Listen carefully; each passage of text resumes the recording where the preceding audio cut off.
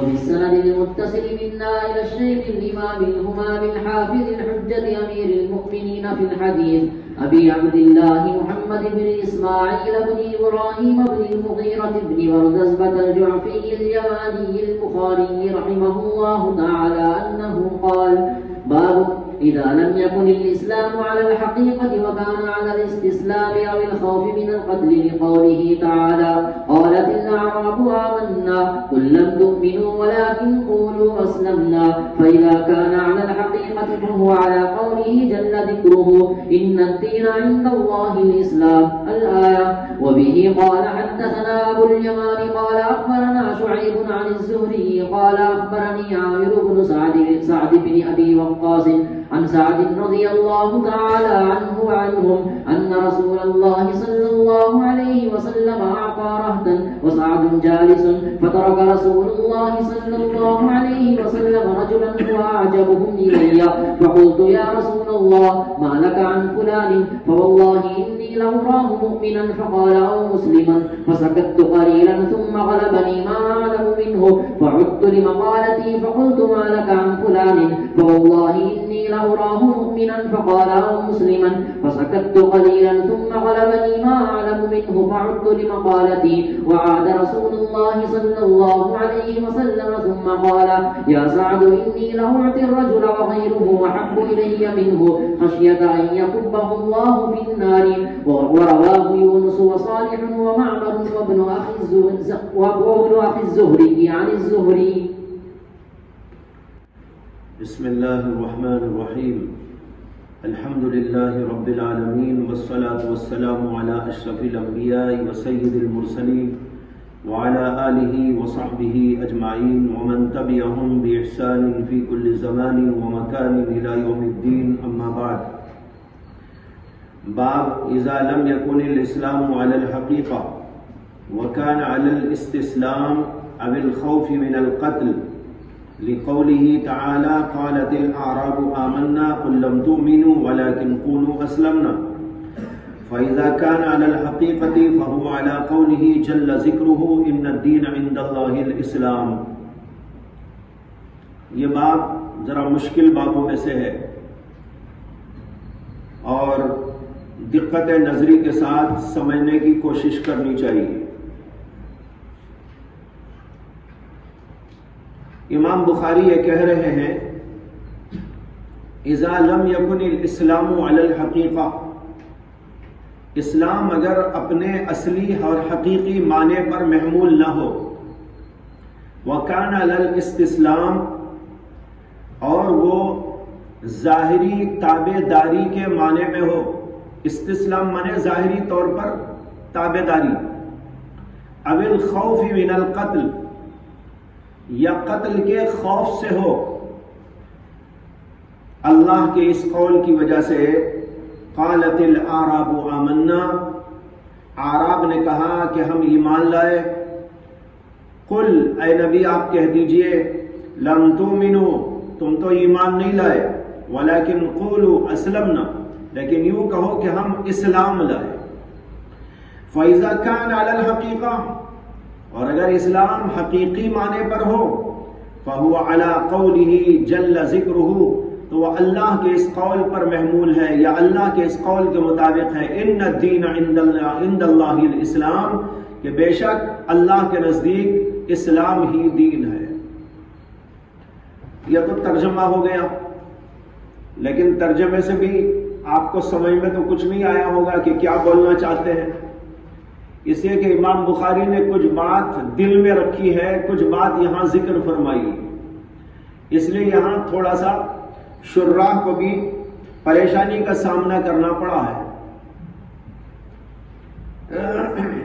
پہلے تو آپ یہ سمجھیے کہ امام بخاری کی اس عبارت کے اندر کچھ محذوفات ہیں، اس لیے کہ انہوں نے پہلے جملے میں کہا اذا لم یکن الاسلام علی الحقیقت، یہاں اذا آیا ہے اور یہ شرط کے لیے ہے، لیکن شرط کی جزا ہوا کرتی ہے، لیکن یہاں کوئی جزا مذکور نہیں. وہ کہہ رہے ہیں اذا لم يكن الاسلام على الحقيقة وكان على الاستسلام او الخوف من القتل لقوله تعالى. لیکن اگر ایسا ہے تو کیا ہے، اس کی جزا کیا ہے، وہ یہاں پر محذوف ہے. ہاں دوسرے جملے کی جزا آ گئی. انہوں نے کہا فَإِذَا كَانَ عَلَى الْحَقِيقَةِ فَهُوَ عَلَى قَوْلِهِ جَلَّ ذِكْرُهُ. اگر اسلام حقیقی معنی پر ہو تو وہ اللہ کے اس قول پر محمول ہے. اب یہاں تو انہوں نے اس کی جزا ذکر کر دی، لیکن پہلے جملے میں شرط ہے جزا محذوف ہے. اب یہاں دیکھنا یہ ہے کہ وہ جزا کیا ہے تاکہ بات پوری طور پر سمجھ میں آ جائے. اس کو سمجھنے سے پہلے ایک اور بات سمجھنا ہے کہ یہاں پر جو لفظ حقیقت استعمال کیا ہے امام بخاری نے، اس لفظ حقیقت کے معنی کیا ہیں، یا یوں کہیے کہ اس لفظ حقیقت کی حقیقت کیا ہے، پہلے یہ سمجھنا ہے. بعض حضرات نے یہاں حقیقت کو مجاز کے مقابل قرار دیا ہے. آپ نے حقیقت و مجاز کتابوں میں پڑھا ہوگا. یہ لفظ حقیقی معنی میں استعمال ہو رہا ہے اور یہ لفظ مجازی معنی میں استعمال ہو رہا ہے. مجاز کے مقابلے میں حقیقت کا لفظ بولتے ہیں. اس کا مطلب یہ ہوتا ہے کہ ایک لفظ جس معنی کر موضوع ہوا، جس معنی کر اس کو بنایا گیا، وضع کیا گیا، اسے اسی معنی میں استعمال کیا جائے تو اسے کہتے ہیں یہ حقیقی معنی میں استعمال ہو رہا ہے. اور اگر لفظ بنایا تو گیا کسی معنی کے لیے لیکن استعمال کسی اور وجہ سے کسی اور معنی میں کیا جا رہا ہے تو اس وقت کہتے ہیں کہ یہ مجازی معنی ہے. جیسے ہم کہہ دیتے ہیں کبھی کسی پہلوان کو کہ بھئی یہ تو شیر ہے. اب یہاں شیر کا معنی اصلی معنی تو ہے وہ جنگل والا شیر، اور یہاں جو معنی استعمال ہو رہا ہے وہ پہلوان کے معنی میں استعمال ہو رہا ہے، بہادر کے معنی میں استعمال ہو رہا ہے. یہ مجاز ہے. تو اگر لفظ شیر اور عربی میں اسد جنگل کے شیر کے لیے استعمال کیا جائے تو وہ حقیقی معنی ہے، اور اگر پہلوان کے معنی میں انسان کے لیے استعمال کیا جائے تو وہ مجازی معنی ہے. تو بعض علماء نے یہاں پر حقیقت کے اس لفظ کو شرعی حقیقی معنی مراد لیا ہے اور مجاز کے مقابل قرار دیا ہے. اب امام بخاری کیا کہنا چاہتے ہیں اس صورت میں؟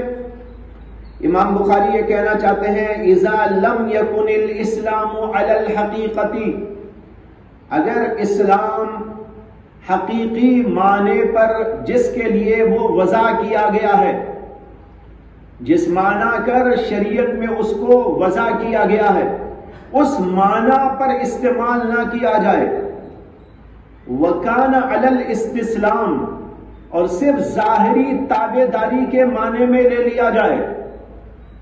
سمجھ میں آ رہا نہیں؟ وَكَانَ عَلَى الْإِسْتِسْلَامِ، اور صرف وہ ظاہری تابع داری، یعنی زبانی بول رہا میں ایمان لایا، لیکن صرف زبانی بول دینے کا نام تو ایمان نہیں ہے نا. ایمان کس کا نام ہے؟ اسلام کس کا نام ہے؟ دل سے ماننا.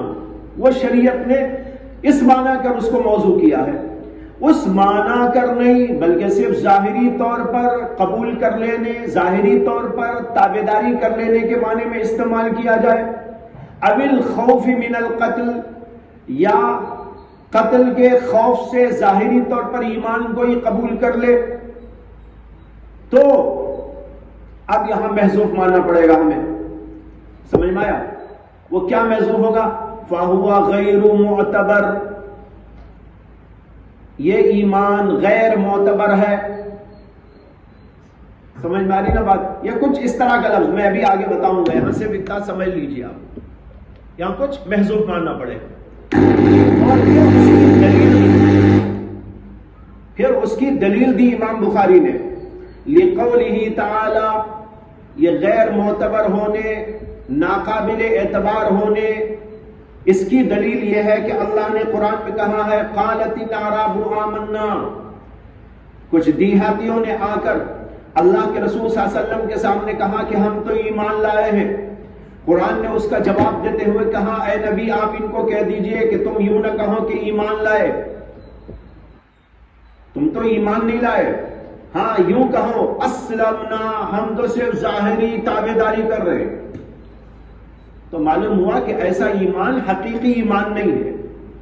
ہاں فَإِذَا كَانَ عَلَى الْحَقِيقَةِ، اور اگر وہ شرعی حقیقی معنی میں استعمال کیا جائے، یعنی دل سے اس کو قبول کیا جائے، تو وہ ایسا ہے جیسے اللہ نے قرآن میں فرمایا اِنَّ الدِّينَ عِنْدَ اللَّهِ الْإِسْلَامِ، دین تو اللہ کے نزدیک اسلام ہے، یہ دین معتبر ہے۔ سمجھ بھائی بات؟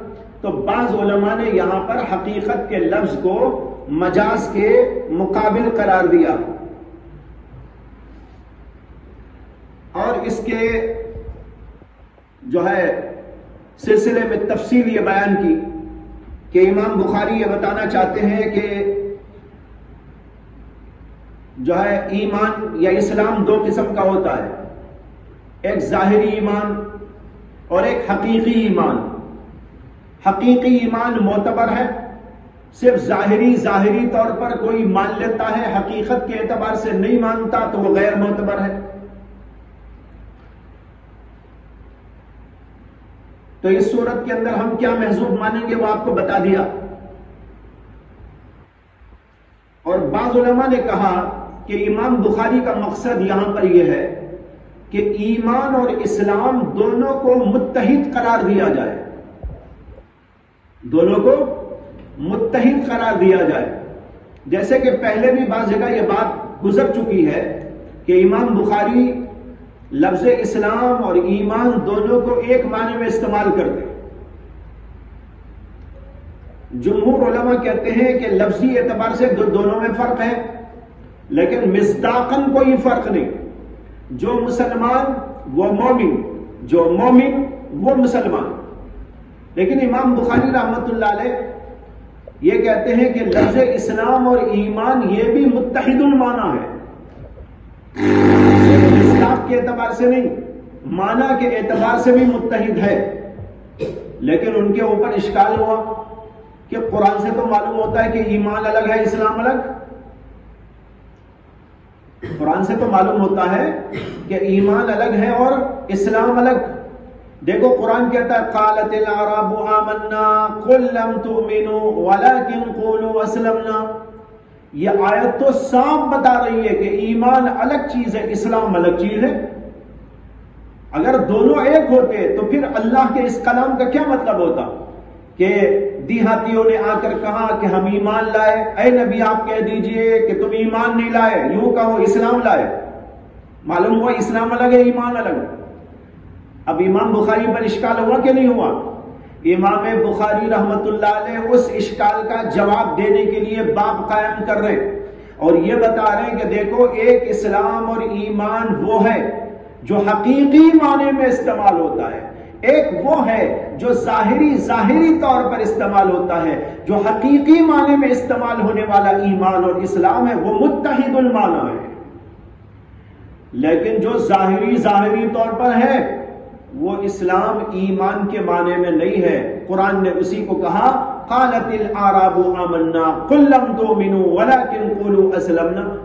یہ ظاہری ایمان ہے۔ ظاہری ایمان جو ہے وہ معتبر نہیں ہوتا، وہ ظاہری اسلام متحد نہیں ہوتا ایمان کے ساتھ میں، دونوں میں فرق ہوتا ہے۔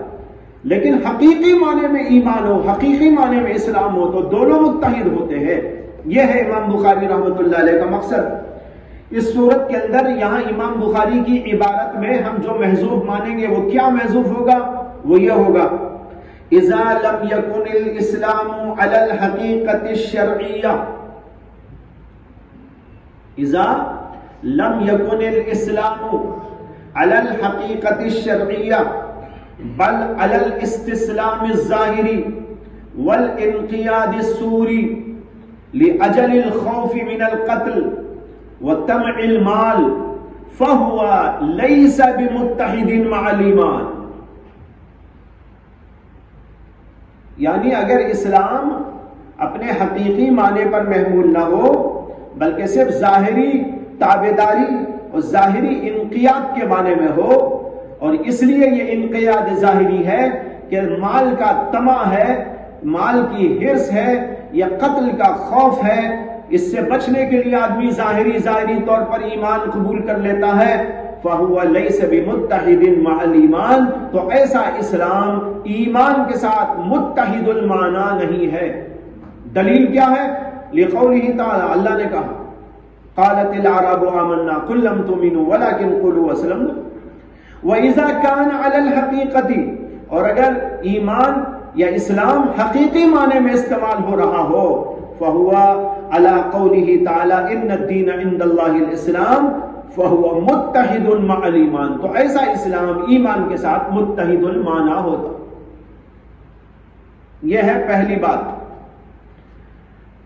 بعض حضرات یہ کہتے ہیں،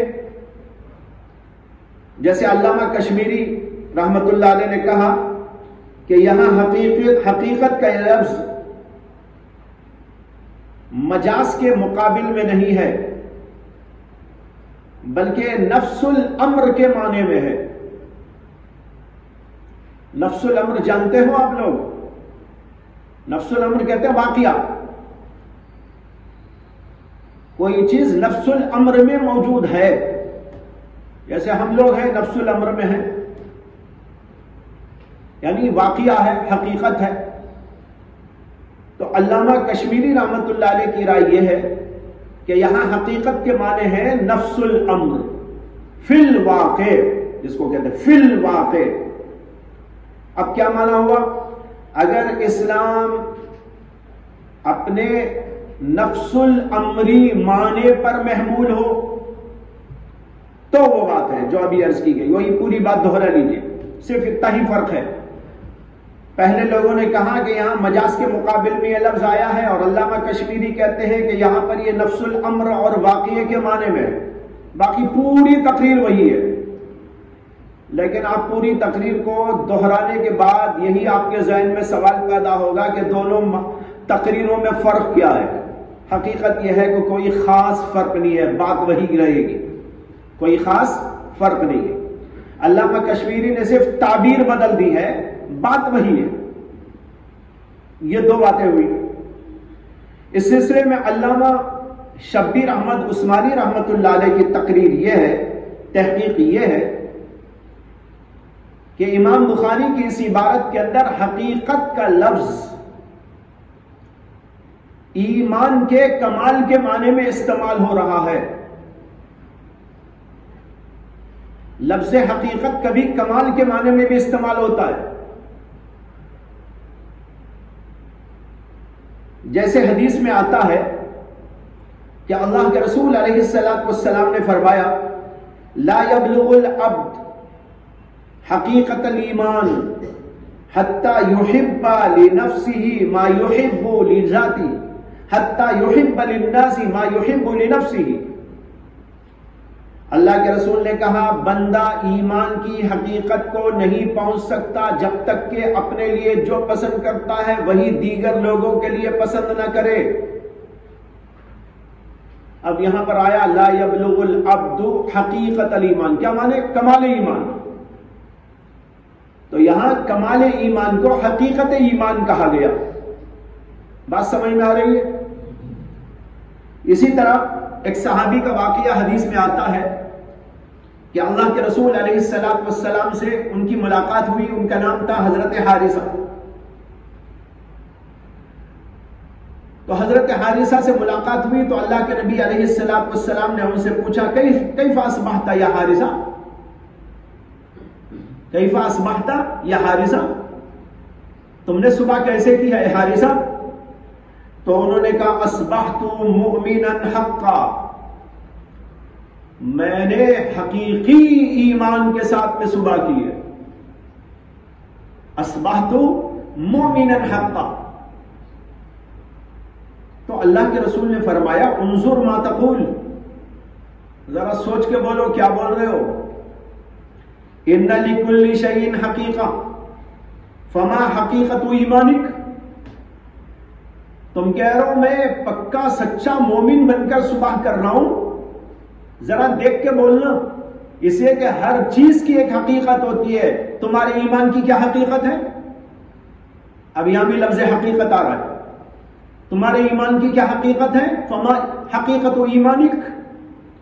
تو حضرت سیدنا حارثہ رضی اللہ عنہ نے کہا کہ عزقت نفسی عن الدنیا فاسحرت لیلی وازمات نہاری وکأنی انظر عرش ربی بارزا وکأنی انظر الى اہل الجنہ یتزاورون وکأنی انظر الى اہل النار یتزاغون. عجیب بات کہی انہوں نے. حضرت حارثہ کہنے لگے میرے ایمان کی حقیقت یہ ہے، جو سمجھا ہے انہوں نے اس کو بیان کیا. انہوں نے کہا کہ میں تو دنیا سے دور ہوں اور رات بھر جاگتا ہوں، دن بھر روزہ رکھتا ہوں، اور گویا کہ میں میرے رب کے عرش کو کھلی آنکھوں دیکھتا ہوں. اللہ کأنی انظر عرش ربی بارزن. بارزن کے معنی تو معلوم نا ظاہرن، ضمیر بارز کو پڑھا ہوگا آپ نے. تو انہوں نے کہا کأنی انظر الی عرش ربی بارزن، میں تو اپنے رب کے عرش کو دیکھتا ہوں. وکأنی انظر الی اہل الجنہ یتزاورون، اور میں گویا کہ جنت والوں کو دیکھتا ہوں کہ وہ ایک دوسرے کی زیارت کر رہے ہیں، ملاقات کر رہے ہیں، آ رہے ہیں، جا رہے ہیں، کھا رہے ہیں، پی رہے ہیں، یہ مجھے نظر آ رہا ہے. وَكَأَنِّي أَنظُرُ إِلَىٰ أَهْلِ النَّارِ، اور میں گویا کہ اپنی آنکھوں سے جہنم والوں کو بھی دیکھ رہا ہوں، یتزاغون، چیخ پکار کر رہے ہیں. یہ انہوں نے اپنے ایمان کی حقیقت بیان کی. یہاں ایمان کی حقیقت کے معنی کمال ایمان، ان کا کامل ایمان تھا یہ. لیکن یہاں پر یہ نہ سمجھے آپ کہ وہ اپنی آنکھوں سے دیکھ رہے تھے، عرش نظر آ رہا تھا ان کو، جنت والے نظر آ رہے تھے، جنت یہاں سے دیکھ رہے تھے، وہ گشت کر رہے ہیں، آ رہے ہیں، جا رہے ہیں، کھا رہے ہیں، پی رہے ہیں، اور جہنم ان کو نظر آ رہی تھی. یہ معنی نہیں. یعنی ایمان کا کمال اس قدر تھا، ایمان حقیقت کے اعتبار سے اتنا مضبوط ہو گیا تھا کہ جو ایمان تھا وہ ایمان ایسا تھا گویا سامنے ہے سب کچھ، کوئی رتی برابر شک نہیں، کوئی رتی برابر اشکال نہیں. تو اس کو انہوں نے تعبیری انداز سے کیا کأنی، اسی لیے انہوں نے کہا انی انظر نہیں کہا، کأنی کہا، گویا کہ میں دیکھ رہا ہوں، گویا کہ میں عرش رب کو دیکھ رہا ہوں، گویا کہ میں جنتیوں کو دیکھ رہا ہوں، گویا کہ میں دوزخیوں کو دیکھ رہا ہوں. یعنی جو کچھ میں نے قرآن میں حدیث میں پڑھا ہے ان سب پر ایمان اتنا کامل ہے، اتنا یقینی بن چکا ہے کہ اگر پردہ ہٹے تو جو نظر آئے گا وہ پردہ ہٹے بغیر بھی مجھے سب کچھ یقین ہے. اس یقین کی کیفیت کو انہوں نے اس طرح بیان کیا. یہاں پر حقیقت کا لفظ جو آیا یہ ایمان کے کمال کے معنی میں استعمال کیا گیا. علامہ شبیر احمد عثمانی رحمت اللہ علیہ نے ان دونوں مثالوں کو حدیث سے دے کر یہ سمجھانا چاہا ہے کہ امام بخاری کی اس عبارت کے اندر بھی حقیقت کا لفظ اسی معنی کمال میں استعمال کیا گیا ہے. اب کیا معنی ہوا؟ اب معنی یہ ہوا کہ اذا لم یکن الاسلام علی الحقیقہ، اگر اسلام کامل درجے پر نہ ہو، اسلام کامل درجے پر نہ ہو، بس یوں ہی ہو وَكَانَ عَلَى الْإِسْلَامُ وغیرہ وغیرہ، تو وہ ایمان گھٹیا درجے کا ہے. اور اگر وہ حقیقت پر محمول ہو یعنی کمال درجے پر ہو، جیسے کہ اللہ نے قرآن میں کہا ان الدین عند اللہ الاسلام، اللہ کے نزدیک جو مقبول ہے وہ یہ دین اسلام ہے. وہ کون سا؟ وہ ہے جو کمال درجے کا ہو، وہ تو کامل ہے، اعلیٰ ہے. علامہ کشمیری کہتے ہیں کہ اس سے امام بخاری دراصل یہ بتانا چاہتے ہیں ایمان کے درجات ہوتے ہیں. کیا ہوتے ہیں؟ ایمان کے درجات. ایک کامل درجہ ہوتا ہے، ایک ادنا درجہ ہوتا ہے. امام بخاری نے ان درجات کو بیان کرنے کے لیے یہاں پر اس باب کو قائم فرمایا ہے. سمجھ میں آئی بھائی؟ یہ تحقیقات ہیں جو ہمارے اکابر نے پیش کیے ہیں، وہ آپ کے سامنے بطور خلاصہ ذکر کیے جا رہے ہیں. اب اس کے بعد جو حدیث ہے باب میں اس کو دیکھ لیجئے.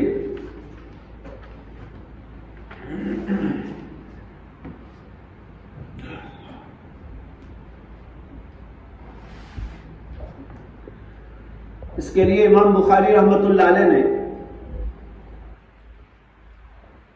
حدیث بیان کی ہے حضرت عامر بن سعد ابن ابی وقاص سے، اور انہوں نے اپنے والد حضرت سعد ابن ابی وقاص سے، وہ کہتے ہیں ان رسول اللہ صلی اللہ علیہ وسلم اعطا رہتن، اللہ کے رسول علیہ السلام نے ایک جماعت کو کچھ عطا فرمایا، مال دیا، اعطا رہتن، اس میں جب لفظ آیا ہے رہتن، یہ 1 سے لے کر 10 تک یا 9 تک استعمال کیا جاتا ہے، بعض وقت اس سے زیادہ معنی میں بھی استعمال کیا جاتا ہے۔ تو چند لوگ وہاں بیٹھے ہوئے تھے، ایک جماعت بیٹھی ہوئی تھی، 8 10 15 لوگوں کی ہوگی، اللہ کے رسول علیہ السلام نے ان کو دیا۔ وَسَعْدْ جَالِسٌ، اور حضرت سعد بن ابی وقاص بھی وہاں بیٹھے ہوئے تھے۔ فَتَرَكَ رسول اللہ صلی اللہ علیہ وسلم رَجُلًا وَأَعْجَبُهُمْ إِلَيَّ، کہتے ہیں اللہ کے رسول علیہ السلام نے ایک آدمی کو نہیں دیا، چھوڑ دیا، اور وہ شخص میرے نزدیک بہت ہی پسندیدہ لوگوں میں سے ہوا، اعجبہم الیہ، وہ میرے نزدیک تمام لوگوں میں سب سے زیادہ پسندیدہ تھے، یعنی ایمان کے اعتبار سے، اعمال کے اعتبار سے، تقوی و طہارت کے اعتبار سے، اس اعتبار سے وہ تمام لوگوں میں سب سے زیادہ پسندیدہ آدمی تھے۔ کس کے پاس؟ حضرت سعد بن ابی وقاص کے پاس۔ لیکن اللہ کے رسول نے ان کو مال نہیں دیا، دوسروں کو دے دیا۔ کہتے ہیں فَقُلْتُ، میں نے عرض کیا، یہ جو جن کو چھوڑ دیا تھا نا وہ تھے حضرت جعیل ابن سراقہ، ان کا نام تھا حضرت جعیل ابن سراقہ۔ حضرت سعد بن ابی وقاص کہتے ہیں فَقُلْتُ یا رسول اللہ مَا لَكَ عَنْ فُلَانٍ، کہتے ہیں کہ میں نے عرض کیا کہ یا رسول اللہ کیا بات ہے کہ آپ نے ان کو نہیں دیا؟ مَا لَكَ عَنْ فُلَانٍ، کیا ہوا آپ کو ان کے بارے میں، یعنی ان کو نہ دیا آپ نے، یہ کیا بات ہے؟ فَوَاللَّهِ إِنِّي لَأَرَاهُ مُؤْمِنًا یا لَأُرَاهُ مُؤْمِنًا، دو طرح پڑھ سکتے ہیں اس کو۔ فَوَاللَّهِ إِنِّي لَأَرَاهُ مُؤْمِنًا یا لَأُرَاهُ مُؤْمِنًا، مجہول کے ساتھ۔ پس خدا کی قسم بلا شبہ میں ان کو مومن دیکھتا ہوں، یعنی مومن خیال کرتا ہوں، یا ارا پڑھیں گے تو اظنو کے معنی میں ہوگا، لَأُرَاهُ مُؤْمِنًا، میں ان کو مومن خیال کرتا ہوں، أَرَاهُ مُؤْمِنًا، میں ان کو مومن دیکھتا ہوں۔ تو انہوں نے کہا اللہ کے رسول آپ نے ان کو نہیں دیا، اور میرا خیال یہ ہے کہ میں تو ان کو مومن سمجھتا ہوں۔ فقال، اللہ کے رسول صلی اللہ علیہ وسلم نے فرمایا کہ او مسلمن، یا مسلمان، کہتے ہیں فسکت تو قلیلا، میں کچھ دیر کے لیے خاموش ہو گیا، ثم غلبنی ما اعلم منہ، پھر میرے اوپر غلبہ ہوا اس چیز کا جو میں ان کی طرف سے جانتا تھا، یعنی ان کا ایمان، ان کا کمال، ان کا تقوی، ان کی بزرگی جو جانتا تھا، پھر وہ میرے اوپر غالب آئی۔ فقلت، تو فعدت لمقالتی، تو میں اپنا وہ مقالہ دوبارہ دہرایا جو پہلے کہا تھا نا، وہی بات میں نے کہی، میں نے کہا ما لک عن فلان فواللہ انی لأراہ مومنا، فقال، تو اللہ کے رسول نے کہا او مسلمن، یا مسلمان، کہتے ہیں پھر خاموش رہا، ثم غلبنی ما اعلم منہ، پھر وہی خیال میرے اوپر غالب آیا، اور پھر میں نے اپنا مقالہ دہرایا، وعاد رسول اللہ صلی اللہ علیہ وسلم، اور حضور نے بھی اپنا مقالہ دہرایا، او مسلمن، ثم قال، 3 دفعہ کے بعد اللہ کے رسول نے فرمایا یا سعد انی لأوتی الرجل وغیرہ احب الی منہ، بسا اوقات ایسا ہوتا ہے کہ میں ایک آدمی کو دیتا ہوں، حالانکہ اس کے علاوہ دوسرا آدمی میرے نزدیک اس سے زیادہ پسندیدہ ہوتا ہے. جس کو میں نے دیا اس سے زیادہ پسندیدہ وہ جس کو نہیں دیا، وہ میرے نزدیک اس سے زیادہ پسندیدہ ہوتا ہے. کیوں میں اس کو دیتا ہوں؟ خشیۃ ان یکبہ اللہ فی النار، اس بات کے اندیشے کی وجہ سے کہ کہیں اللہ اس کو اوندھے منہ جہنم میں نہ ڈال دے. یعنی میں اس لیے اس کو دے دیتا ہوں کہ اگر نہ دوں گا تو وہ ایمان سے پھر جائے گا، نہ دوں گا تو اس کے ایمان میں مضبوطی نہیں آئے گی. اس لیے میں اس کو دے دیتا ہوں تاکہ کہیں ایسا نہ ہو کہ وہ ایمان سے پھر جائے اور جہنم میں داخل ہو جائے، اللہ اسے جہنم میں ڈال دے. اس لیے کمزور ایمان والوں کو دے دیتا ہوں اور کامل والوں کو نہیں دیتا. سمجھ میں آئی بات؟ یہ اللہ کے رسول علیہ السلام نے ارشاد فرمایا. یہ ہے حدیث جو ہمارے سامنے آ گئی. اس کے اندر بھائی کچھ چیزیں ہیں سمجھنے کی قابل غور. پہلے تو یہ دیکھیے کہ اس میں انی لأراہ دو طرح اس کو پڑھ سکتے ہیں. امام قرطبی نے لکھا ہے کہ بالضم بھی پڑھا گیا ہے اور یہ اظنو کے معنی میں ہے جیسے کہ میں نے ابھی عرض کیا. لیکن نووی کا کہنا ہے کہ بالفتح اراہو پڑھنا چاہیے اور اعلمو کے معنی میں ہے. اور امام نووی نے اس کی دلیل یہ دی ہے کہ آگے جو روایت میں آیا ہے اس کے اندر یہ لفظ آیا ثم غلبنی ما اعلم منہ. یہ لفظ بتا رہا ہے کہ انہوں نے یہ بات یقین کے ساتھ میں کہی تھی، صرف گمان کے طور پر نہیں کہی تھی. انی لأراہ مومنن کے معنی ہے انی لأعلمہ مومنن، میں دیکھتا ہوں یعنی میں سمجھتا ہوں، میں ان کو ایماندار سمجھتا ہوں. اور اراہو پڑھیں گے تو اظنو کے معنی میں ہوگا اور اظنو کے معنی میرا خیال ہے. خیال کا درجہ تو کم ہے نا علم کے مقابلے میں. لیکن آگے کی روایت ابھی آپ نے پڑھی تو حضرت سعد کا جو انداز تھا وہ یہ تھا، وہ بہت مضبوطی کے ساتھ میں کہہ رہے تھے کہ وہ تو پکے مومن ہیں. وہ خود کہہ رہے ہیں ثم غلبنی منہ ما اعلم، جو میں جانتا تھا ان کے بارے میں وہ بات میرے اوپر غالب آئی کہ وہ کتنے پکے مومن ہیں، اللہ کے نبی نے ان کو کیوں نہیں دیا، دوبارہ کہا تبارہ کہا. اس لیے علامہ نووی کہتے ہیں کہ یہاں اراہو کے بجائے اراہو پڑھنا زیادہ بہتر ہے. دوسری بات، اللہ کے نبی علیہ السلام نے حضرت سعد کے کہنے پر یوں کہا او مسلمن.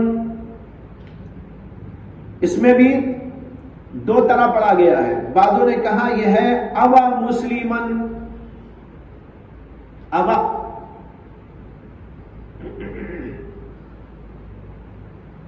اگر یہ اوا ہو تو اس میں حمزہ استفہام اور واو عاطفہ ہے.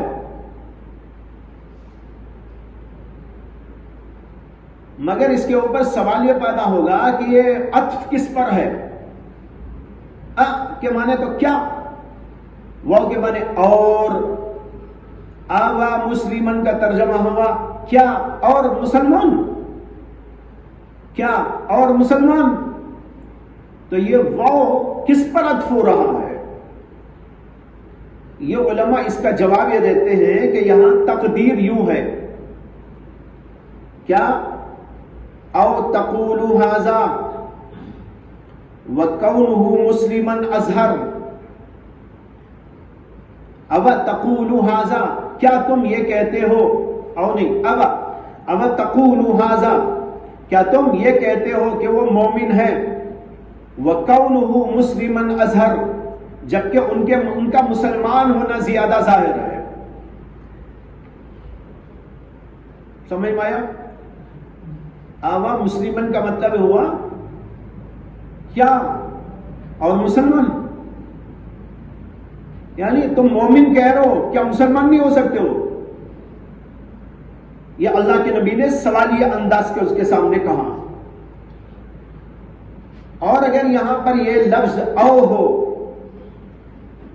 اور جمہور علماء نے یہاں پر او ہی کو راجح قرار دیا ہے، اوا کو نہیں، او، تو اس صورت کے اندر مطلب یہ ہوگا او مسلمن، یعنی ان کے جملے کے ساتھ ملا کر اس کو لگاؤ. حضرت سعد نے کہا تھا انی لأراہ مؤمنا، میں تو ان کو مومن جانتا ہوں. اللہ کے نبی نے کہا یا مسلمان جانتے ہو؟ مومن جانتے ہو یا مسلمان جانتے ہو؟ مومن قرار دیتے ہو یا مسلمان قرار دیتے ہو؟ اس میں اللہ کے نبی علیہ السلام نے ان کو مومن قرار دینے پر لقمہ دیا ہے. ارے بھائی مومن کیا کہتے ہو؟ مسلمان بولو. مومن نہیں ہے وہ، مسلمان ہے. امام بخاری یہاں وہی لا رہے جو اوپر آپ کو بتایا گیا. ایمان الگ، اسلام الگ. حقیقی معنی میں ہو تو دونوں متحد، اور اگر صرف ظاہری طور پر ہو تو دونوں میں اختلاف ہے. حقیقی ایمان، ظاہری ایمان، یہ الگ الگ چیزیں ہیں. ظاہری طور پر ایمان ہے تو وہ تو اسلام کہلاتا ہے، ایمان نہیں کہلاتا. اس لیے امام بخاری یہ حدیث یہاں پر اس باب کے اندر لائے. لیکن اب بڑا سخت اشکال یہ ہوگا کہ حضرت جعیل رضی اللہ تعالی عنہ کے بارے میں جب حضرت سعد بن ابی وقاص رضی اللہ تعالی عنہ نے اللہ کے نبی کے سامنے کہا انی لأراہ مومنا، تو اللہ کے نبی نے لقمہ دیا اور کہا کہ بھئی مسلمان کہو، مومن کیوں کہتے ہو؟ تو اس کا مطلب تو یہ ہے کہ حضرت جعیل کو اللہ کے نبی نے مومن نہیں قرار دیا، صرف مسلمان قرار دیا. جیسے آیت میں قالت الاعراب آمنا قل لم تؤمنوا ولكن قولوا اسلمنا. سمجھ میں آیا اشکال؟ حالانکہ یہ جعیل رضی اللہ تعالیٰ عنہ وہ ہیں جن کے بارے میں ایک حدیث آئی ہے جس کو امام محمد بن ہارون الرویانی نے اپنے مسند کے اندر ذکر کیا. محمد بن ہارون الرویانی نے اپنے مسند کے اندر ذکر کیا ہے صحیح سند کے ساتھ کہ حضرت ابو ذر غفاری رضی اللہ عنہ کہتے ہیں کہ مجھ سے ایک دفعہ اللہ کے رسول علیہ السلام نے پوچھا کہ جعیل کے بارے میں کیا سمجھتے ہو؟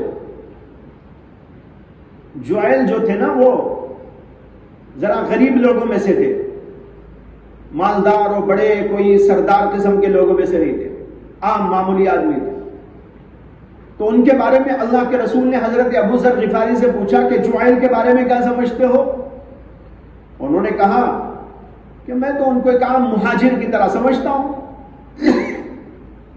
ایک عام مہاجرین کی طرح سمجھتا ہوں. اس کے بعد اللہ کے رسول نے ایک اور صاحب کے بارے میں پوچھا، ان کے بارے میں کیا سمجھتے ہو؟ وہ جو تھے نا دنیاوی اعتبار سے ذرا بڑے مانے جاتے تھے. تو حضرت ابو ذر غفاری نے کہا سادات من سادات الناس، یہ تو لوگوں کے سرداروں میں سے ہیں. اس پر اللہ کے نبی علیہ السلام نے فرمایا دیکھو جعیل کے مقابلے میں ایسے لوگ جن کو تم سید من سادات الناس کہتے ہو، ایسے لوگ پوری زمین میں بھر جائیں اور پوری زمین ایسے لوگوں سے بھری ہو تو ایک جعیل کا مقابلہ نہیں کر سکتے. کتنا بڑا مقام بیان کیا ان کا.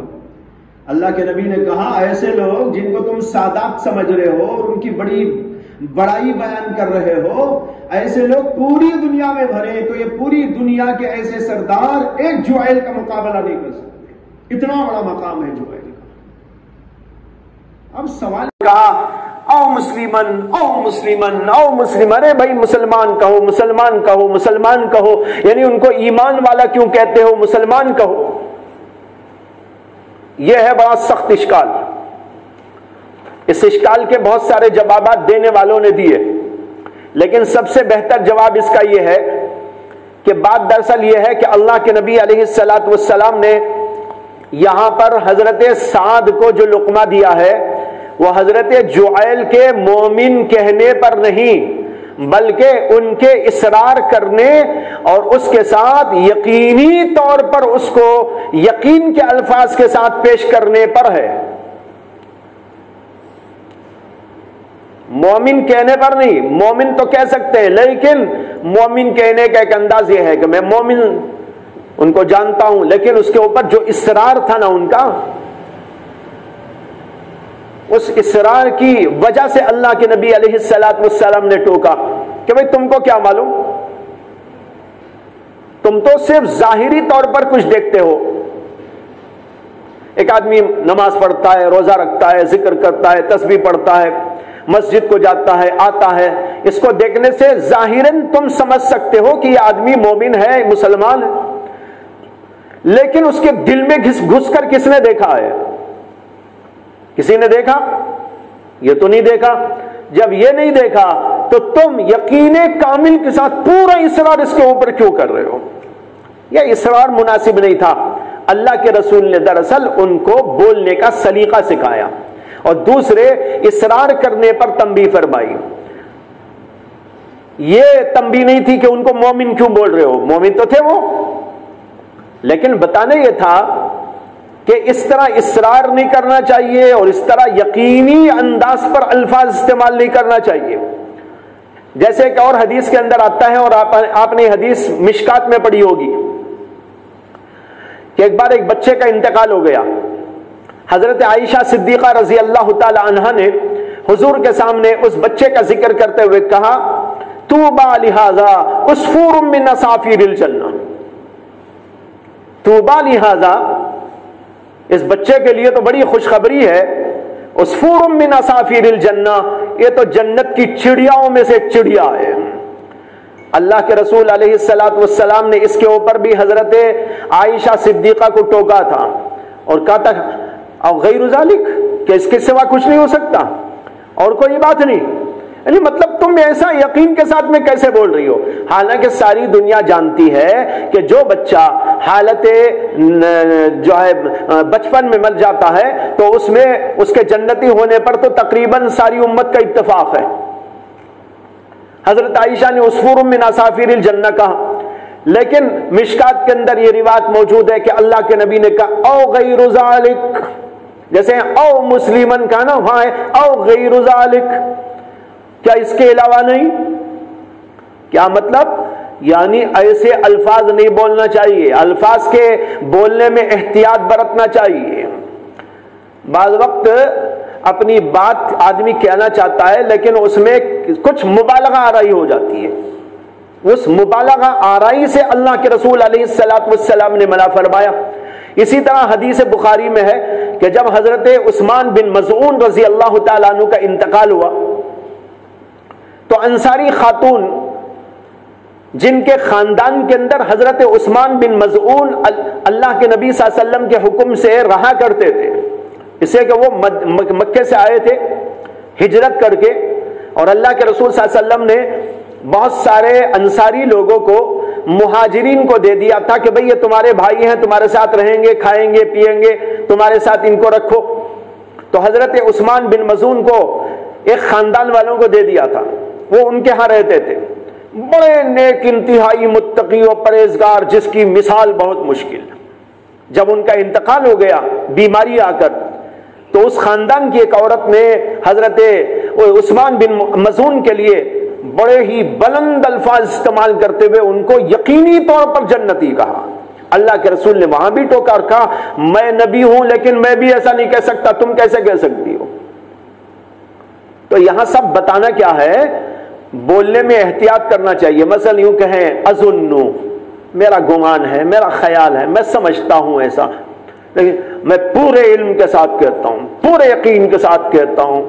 ایسے الفاظ نہیں بولنا چاہیے جیسے یہاں پر حضرت سعد بن ابی وقاص رضی اللہ عنہ نے استعمال کیے تھے.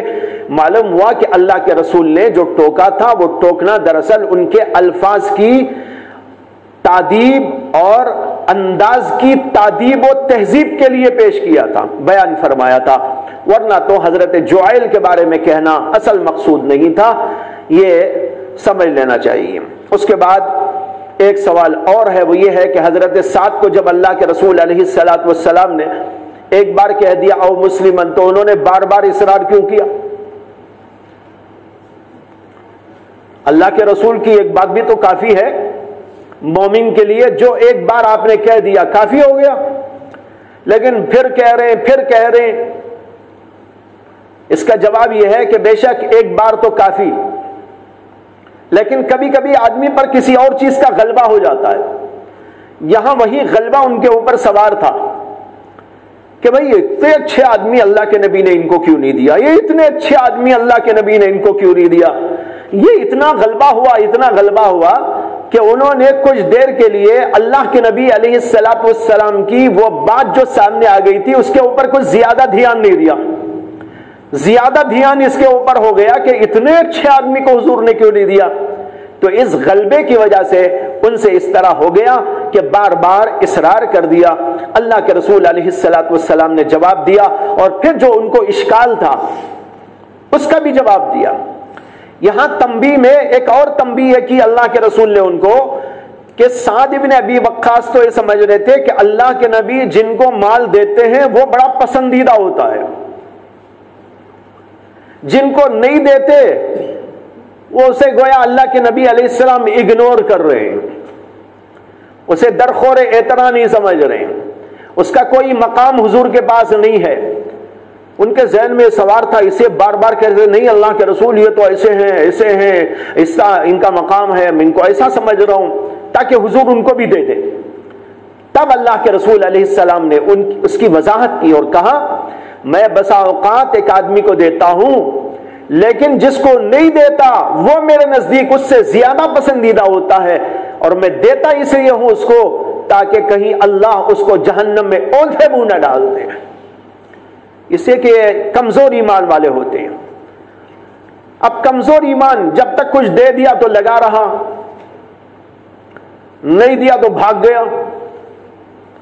اب اللہ کے نبی چاہتے تھے کہ ان کو قریب لائیں اور ان کے ایمان کو مضبوط بنائیں، بنا کر آخری درجے تک ان کو پہنچا دیں. تو اس قسم کے لوگوں کے ساتھ اللہ کے نبی علیہ السلام کا یہ سلوک ہوا کرتا تھا. اس میں اللہ کے نبی نے یہ بتا دیا کہ میں جس کو دیتا ہوں کوئی ضروری نہیں کہ وہ میرے نزدیک پسندیدہ ہو، اور جس کو نہیں دیتا یہاں کوئی ضروری نہیں کہ وہ میرے نزدیک ناپسندیدہ ہو، بلکہ کبھی ایسا بھی ہوتا ہے کہ میں دینے والے سے زیادہ نہ دینے والے کو پسندیدہ سمجھتا ہوں. یہ ہے حاصل. اس سے امام بخاری کا مقصد واضح ہو گیا کہ ایک ایمان ظاہری ایمان ہوتا ہے، ایک ایمان حقیقی ایمان ہوتا ہے.